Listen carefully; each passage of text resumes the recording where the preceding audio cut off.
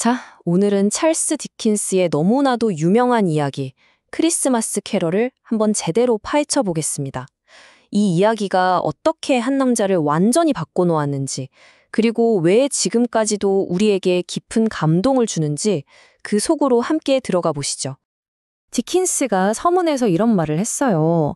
하나의 아이디어라는 유령을 불러일으키고 싶었다고요. 그게 대체 무슨 뜻일까요? 그건 바로 사람은 변할 수 있다는 희망, 그리고 이기심이 아니라 공감과 사랑이야말로 우리를 구원할 수 있다는 그런 강력한 메시지였던 거죠. 그럼 이 이야기의 주인공 에베네저 스크루지를 먼저 만나봐야겠죠? 대체 어떤 사람이길래 유령까지 찾아와야 했을까요? 그가 만든 차가운 세계는 어떤 모습이었는지 한번 보시죠. 디킨스는 스크루지를 부싯돌 같다고 표현해요. 딱딱하고 차가워서 그 어떤 걸로도 따뜻한 불꽃 하나 일으킬 수 없는 그런 존재라는 거죠. 마음은 굳게 닫혔고 내뱉는 말은 전부 주변 사람들을 핥히는 칼날 같습니다. 근데 이게 그냥 성격이 좀 까칠한 수준이 아니에요. 스크루지는 아예 작정하고 스스로를 세상과 단절시킨 사람입니다. 자기만의 감옥을 만들고 그 안에 스스로를 가둬버린 거죠. 비극의 시작이라고 할 수 있겠습니다. 굴처럼 외롭다는 이 표현 정말 기가 막히지 않나요?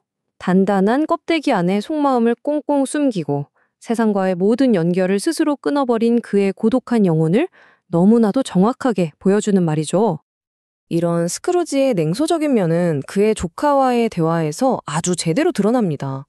조카는 크리스마스가 얼마나 좋은 날인지 막 신나서 얘기하는데 스크루지는 쓸데없는 소리 라면서 돈 나가는 날일 뿐이라고 저주를 퍼붓죠. 그가 뭘 잃어버리고 사는지 정말 명확하게 보여주는 장면입니다. 와, 근데 진짜 충격적인 대사는 바로 이겁니다. 가난한 사람들을 위해 기부해달라는 사람들에게 하는 말이 차라리 죽는 게 낫다. 과잉 인구를 줄일 수 있으니 라니. 이건 그냥 인색한 걸 넘어서 인간에 대한 혐오가 깔려 있는 거죠.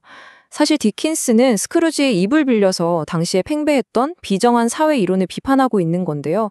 어쨌든 이 끔찍한 말은 나중에 부메랑이 되어서 스크루지 자신의 심장에 그대로 꽂히게 됩니다. 바로 그날 밤 스크루지의 이 차가운 현실을 통째로 뒤흔드는 일이 벌어집니다.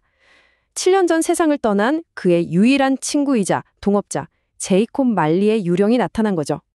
말리는 그냥 나타난 유령이 아니에요. 뭐랄까, 스크루지의 과거이자 현재, 그리고 어쩌면 곧 닥칠 끔찍한 미래를 비추는 거울 같은 존재입니다. 스크루지와 똑같은 길을 걸었던 사람이기 때문에 그의 경고는 그 어떤 말보다도 무겁게 다가올 수밖에 없죠. 말리가 온몸에 감고 있는 이 무거운 쇠사슬, 이걸 두고 정말 소름 돋는 말을 합니다. 이건 누가 채운 벌이 아니라 살아있을 때 자신의 탐욕과 무관심으로 스스로 엮어낸 결과물이라는 거죠. 우리가 하는 모든 행동이 보이지 않는 쇠사슬이 될 수 있다는 정말 무서운 비유입니다. 말리의 죄는 그냥 추상적인 게 아니에요. 그의 쇠사슬에 뭐가 달려있는지 보세요. 금전함, 열쇠, 회계장부, 지갑. 평생 그가 사람보다 더 소중히 여겼던 바로 그 물건들이 이제는 그의 영혼을 영원히 짓누르고 있는 겁니다.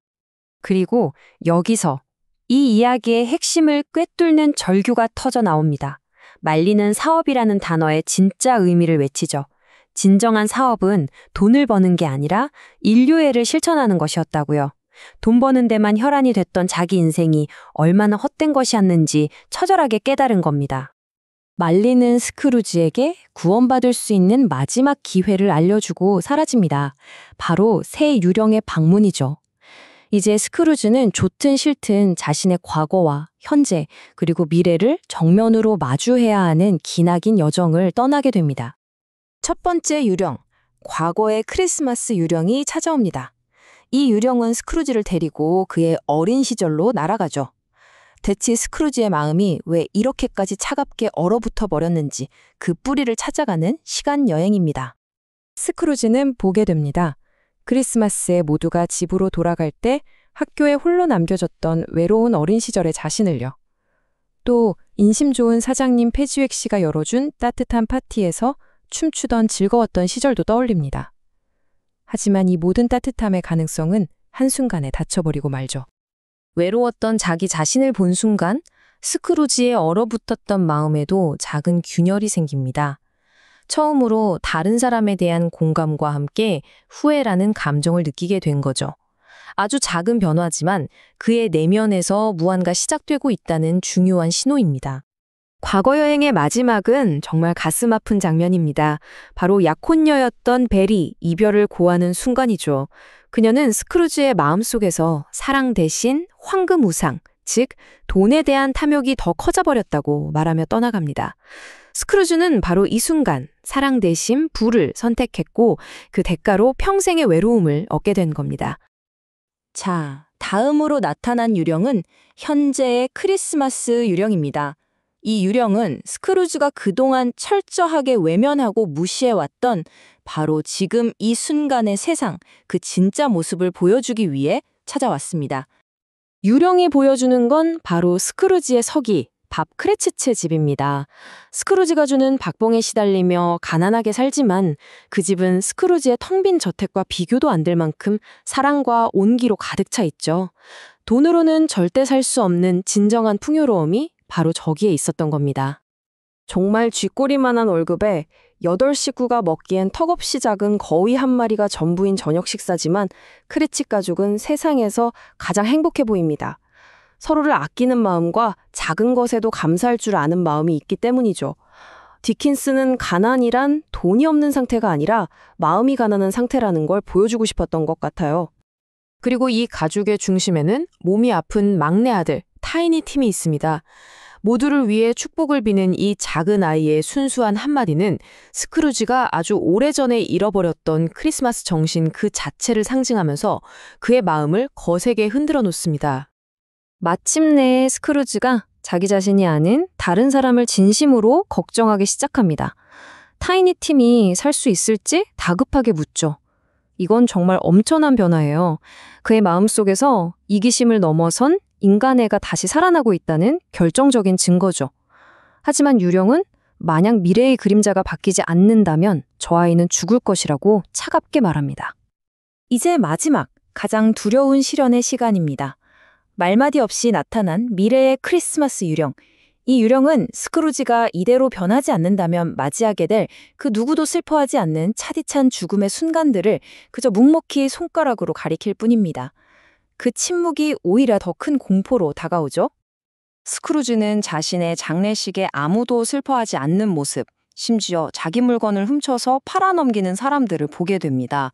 그리고 결국 자기 이름이 새겨진 아무도 돌보지 않는 묘비 앞에서 완전히 무너져 내리고 말죠. 그는 유령에게 눈물로 매달리며 맹세합니다. 제발, 제발 기회를 달라고, 이제부터는 완전히 다른 사람으로 살겠다고요. 바로 그 처절한 약속과 함께 그는 자신의 침대에서 깨어납니다. 크리스마스 아침이었죠. 그는 완전히 새로운 사람이 됐습니다. 거대한 칠면조를 사서 크레치 가족에게 보내고 조카의 파티에 찾아가 진심으로 용서를 구했죠. 타이니 팀에게는 제2의 아버지가 되어 주었고 만나는 모든 사람에게 따뜻한 온정을 베푸는 사람으로 다시 태어났습니다. 스크루지의 이 놀라운 여정은 우리에게 이런 질문을 던지는 것 같아요. 우리에게 진정한 변화, 즉 두 번째 기회를 얻기 위해 필요한 것은 과연 무엇일까요?